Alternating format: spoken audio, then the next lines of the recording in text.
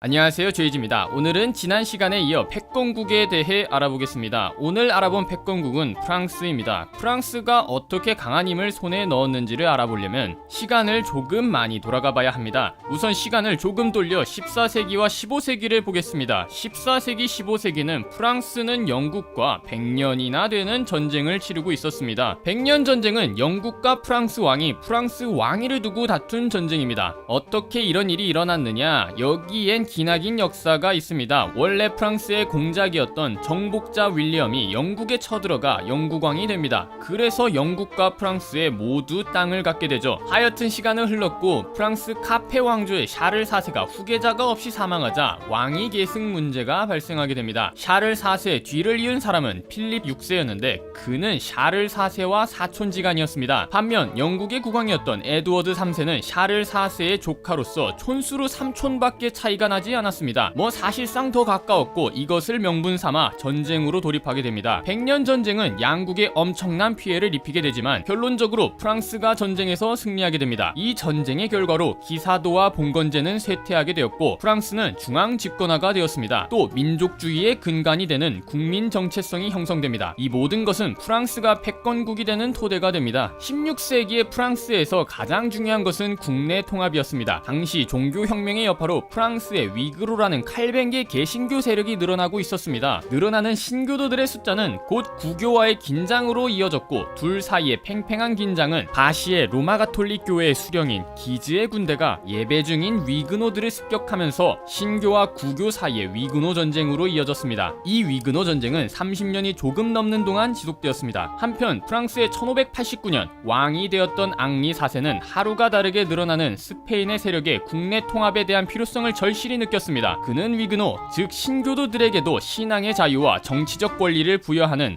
낭트 칙령을 통해 국내적 통합을 추구하였고 국내적 정치 통합이 되자 프랑스는 스페인과의 전쟁을 시작하면서 30년 전쟁으로 돌입하게 됩니다. 초기에 신교국과 구교국 사이의 전쟁이었던 30년 전쟁은 해가 거듭될수록 종교적 색채는 옅어졌고 스페인의 함스부르크 가문과 프랑스 사이의 대결의 구도로 바뀌어져 갔습니다. 이 전쟁에서 프랑스는 반 스페인 신교 연합과 함께 스페인의 패권을 무너뜨리고 유럽의 최강자로 등극하게 됩니다. 프랑스가 수많은 전쟁을 통해 패권 국이 될 수 있었던 이유는 우선 국내적인 통합을 이루어낸 것도 있지만 상비군의 역할이 중요했습니다. 1445년에서 1475년 사이에 프랑스의 상비군은 평균 1만 4천 명에서 최대 4만 명까지 유지되었고 1600년대 30년 전쟁 때에 와서는 더 급격히 늘었는데 전쟁 직전인 1634년 10월에는 12만 4,500명, 전쟁 시작 1년 후인 1635년에는 18만 명이 육박했으며 1713년에는 38만 명의 대규모의 병력이 1756년에는 2500만 명의 2%를 넘는 54만 명이 동원되었습니다. 지금 우리나라랑 비교해도 뒤처지지 않는 숫자죠. 프랑스의 군사력 증대는 양적 증가만을 의미한 것은 아니었습니다. 프랑스는 상비군 제도를 완비하는 동시에 감독 체계를 합리화하였습니다. 프랑스의 군대는 병력의 충원, 군기, 군료 지급, 재무 회계, 보급, 부대 내의 주류 판매 관리, 숙박, 동계 수경 시설의 규제, 축성, 감독, 병원 시설 등 군대 행정의 선진화를 이루었고 이 행정력은 프랑스가 17세기의 유럽에서 우위를 차지할 수 있는 이유로 작용했습니다. 또한 프랑스는 조세 기반을 넓히고 납세자들의 납세 능력을 최대한으로 강화하는 동시에 국가가 이를 통제하고 감시하는 방법을 추구하였습니다. 1630년대 중반에 와서는 국왕이 직접 감독관을 파견하였는데 그 목적은 조세 수입 증대와 조세 부담을 균등하게 배분하여 납세자들의 반란을 미연에 방지하려고 했습니다. 이렇듯 프랑스는 군사적 강대국화, 자본주의의 도입, 국내적 통합, 세수의 증가 등 다양한 발전을 통해 스페인과 네덜란드를 이어 패권국이 될 수 있었습니다. 오늘 저희가 준비한 내용은 여기까지입니다. 다음 영상에서는 영국의 패권국 부상에 대해서 알아보도록 하겠습니다. 영상이 재밌었다면 좋아요와 구독 부탁합니다.